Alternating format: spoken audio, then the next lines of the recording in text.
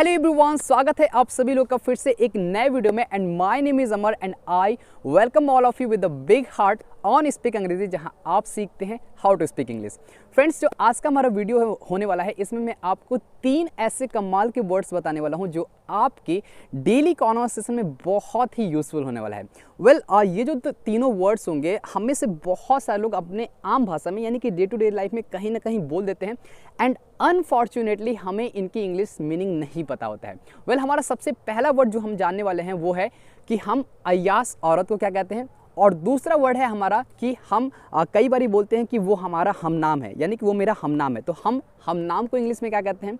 और तीसरा वर्ड है वो है भाड़े का यानी कि किराए का टट्टू। कई बार हम बोलते हैं कि यार तुम्हें पता है कि वो किराए का टट्टू है, तो इसे हम इंग्लिश में कैसे बोलेंगे। So friends, let's get started.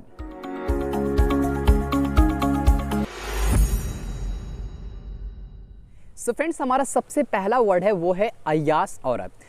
Ayyas औरत को हम लोग अगर इंग्लिश में जानेंगे तो इसे हम लोग बोलते हैं मिंक्स। यस फ्रेंड, आपने सही सुना, इसे हम लोग बोलते हैं मिंक्स।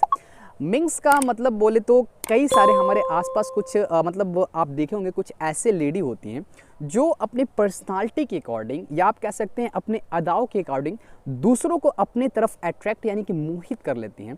उन्हीं को हम लोग बोलते हैं मिंक्स। और उनके पीछे जो वैसी लेडी जो अपनी तरफ आकर्षित कर लेती हैं या मोहित कर लेती हैं, उनके पीछे कहीं ना कहीं उनके माइंड में कुछ ऐसे प्लान्स होते हैं कि उनको जैसे ही हम अट्रैक्ट करेंगे सामने वाले बंदे को, तो उनके पीछे जो माइंड उनका जो प्लान चलता है कि कहीं ना कहीं इससे हम पैसा बहुत सारा मतलब कि हड़प लेंगे, या मतलब उनके पीछे कहीं ना कहीं कुछ पैसे से रिलेटेड लालच होता है।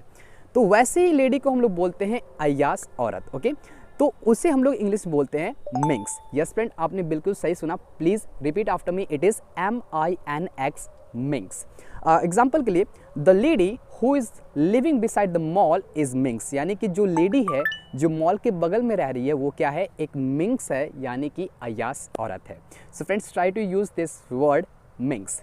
Now friends, moving to the next word and that is mercenary. Mercenary का मतलब क्या होता है? मर्सेनरी का मतलब होता है जैसे आपको मैं बताऊं कि कई सारे लोग हम आसपास देखते हैं कि कुछ किराए के टट्टू होते हैं, यानी कि कोई ऐसा बंदा जो पैसों से रिलेटेड, यानी कि पैसों के खातिर वो कुछ भी करने के लिए, मतलब वो कुछ भी कर सकता है, यानी कि किसी का मर्डर कर सकता है, किसी को मार सकता है, या किसी भी हद तक जा सकता है। तो वैसे लोग क्या करते हैं कि पैसे लेते हैं, यानी दूसरों से पैसे लेते हैं और उसके बाद क्या कर देते हैं, दूसरों को कुछ प्रॉब्लम में डाल देते हैं। तो वैसे ही लोगों को हम लोग बोलते हैं किराए का टट्टू, यानी कि forgetting money he can do anything, यानी कि वो कुछ भी कर सकता है। तो वैसे ही लोगों को हम कहीं ना कहीं बोलते हैं कि वो किराए का टट्टू है। एग्जाम्पल के लिए जैसे आपको बोलना हो, he is doing all the wrong things because he is a mercenary, यानी कि वो बहुत ही गलत, जो भी गलत काम कर रहा है वो इसलिए कर रहा है क्योंकि वो एक मर्सेनरी है, यानी कि किराए का टट्टू है। So friends, in this way आप अपने कॉन्वर्सेशन में बहुत ही आसानी से you can use this word mercenary. Okay, now friends, moving to the next word and that is हमनाम। हमनाम को हम इंग्लिश में क्या कहते हैं? कई बारी फ्रेंड्स, जब हमारे आसपास कोई ऐसा बंदा होता है, सपोज़ मान लीजिए कि मेरा नाम आरव है और मेरे ही नाम का सामने वाला भी कोई बंदा है, तो क्या हम कहीं ना कहीं बोलते हैं यार पता है वो मेरा हमनाम है। तो हमनाम का मतलब कि a name which is same, I mean जो कि क्या है, बिल्कुल सेम है, बिल्कुल मेरे ही नाम के जैसे है, उसी को हम लोग बोलते हैं हमनाम।